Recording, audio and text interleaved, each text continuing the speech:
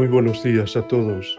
Hoy es jueves, día 4 de diciembre, y estamos en la primera semana del tiempo del Adviento, preparando casa y corazón a nuestro Dios.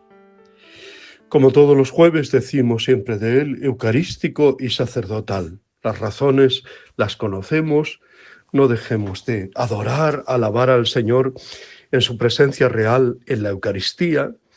Ahondemos en la fe, en la presencia real de Cristo, para tener un trato sincero, verdadero, de amistad con Él en el sagrario. Y también no dejemos de orar, de pedir por las vocaciones sacerdotales y por la santidad de los sacerdotes que tanto necesitamos. Evangelio del día de hoy, Mateo 7, 21, del 24 al 27. El Evangelio nos habla de edificar sobre roca.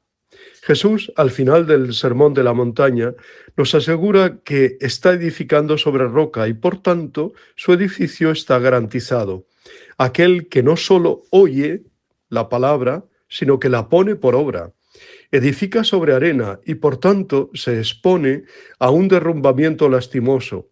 El que se contenta con oír la palabra o con clamar en sus oraciones: Señor, Señor.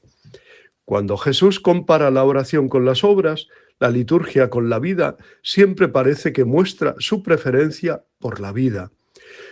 Lo que quedan descalificadas son las palabras vacías, el culto no comprometido, solo exterior. ¿Cómo estamos construyendo nosotros el edificio de nuestra casa, de nuestra persona, de nuestro futuro? ¿Cómo edificamos nuestra familia, nuestra comunidad, nuestra iglesia y sociedad? Si en la construcción de nuestra propia personalidad o de la comunidad nos fiamos de nuestras propias fuerzas o de unas instituciones o unas estructuras o doctrinas, nos exponemos a la ruina.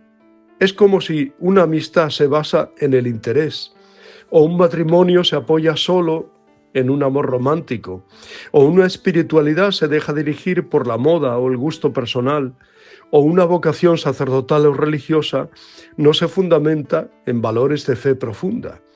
Eso sería construir en arena o sobre arena.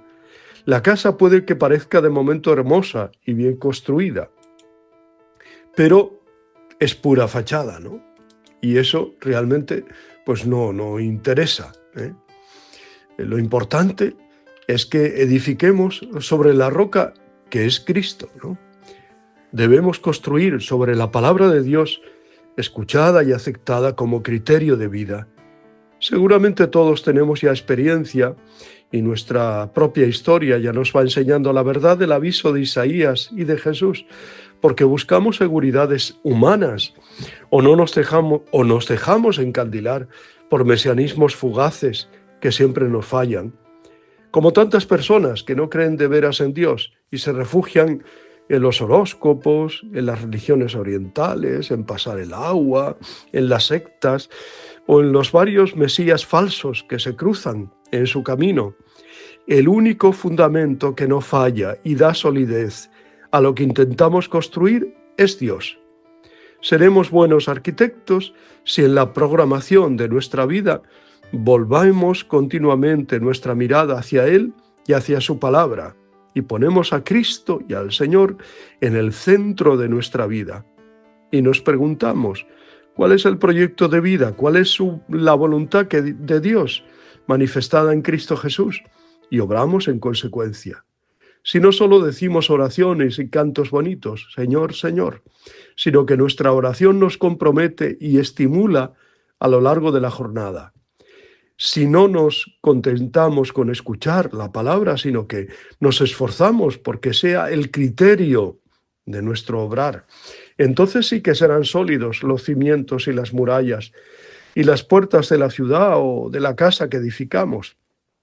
Tenemos un modelo admirable, sobre todo estos días del Adviento, en María, la Virgen Inmaculada, la Madre de Jesús.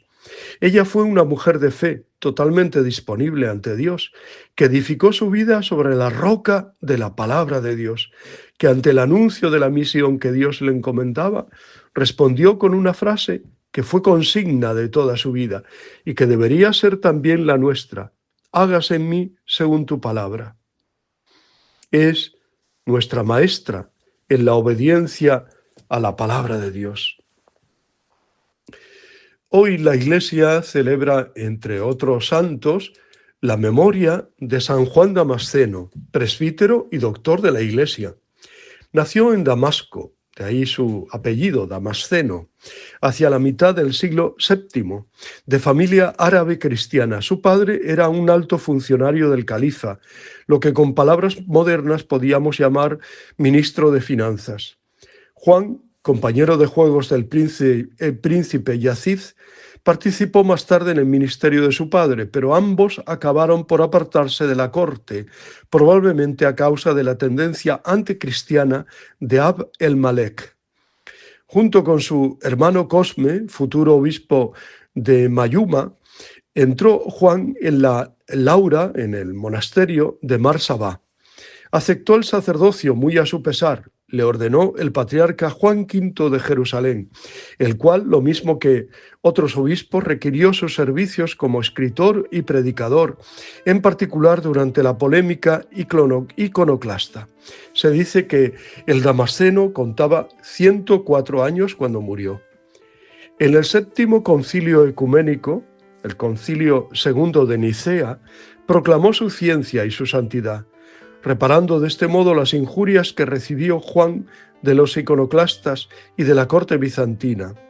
Por la universalidad de su saber y por su producción literaria, nuestro santo es considerado como uno de los mayores teólogos de la Iglesia oriental. Aunque árabe de raza, Juan se sintió hijo de la cultura bizantina y escribió en griego.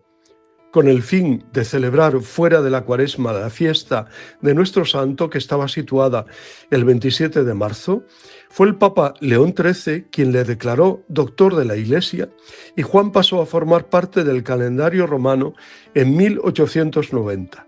El nuevo calendario ha adoptado la fecha en que lo celebran los bizantinos, ya que ignoramos el día de su muerte. No obstante, es posible que fuese un 4 de diciembre hacia el año 749. San Juan Damasceno, presbítero y doctor de la Iglesia, casi nada, ¿no? Es verdad que aquí en Asturias, en nuestra tierra, también hoy es el día de Santa Bárbara, patrona de los mineros, y una devoción que está muy extendida. Aunque hay que decirlo todo, y también Santa Bárbara pues está envuelta mucho en leyendas, como ocurre en los santos de esa época, en el siglo VII. Se cuenta de ella que era hija de un mal genio que se llamaba Dioscoro, y como ella no quería creer en los ídolos paganos, su padre la encerró en un castillo que tenía 2 ventanas, pero ella mandó hacer una tercera para recordarse de la Santísima Trinidad. Y esto enfureció más aún a su incrédulo padre. El furioso Dioscoro, como su hija no aceptaba casarse con ningún pagano o no creyente, permitió que la martirizaran, cortándole la cabeza con una espada. Y dice la antigua tradición que cuando Dioscoro bajaba del monte donde habían matado a su hija, le cayó un rayo y lo mató. Por eso a Santa Bárbara le reza la gente para verse también libros de las tormentas y de los rayos, ¿no? Se dice que junto a ella fue martirizada su amiga Juliana y que en su sepulcro se obraron muchos milagros. Y también añade la antigua tradición que lo último que Santa Bárbara pidió a Dios fue que bendijera y ayudara a todos los que recordaran su martirio. Bueno, pues sea como fuere, pues nos encomendamos hoy a la mártir Santa Bárbara del siglo III, ¿no? Bueno, pues damos gracias a Dios por su vida, por su obra, así que felicidades a todas las que llevan este nombre y a las comunidades que celebran el Día de Santa Bárbara especialmente, ¿no? Y a los mineros, por supuesto, aunque cada vez hay menos, Bueno, os deseo muy buen día, os abrazo y os bendigo en el nombre del Padre, del Hijo y del Espíritu Santo. Os quiero.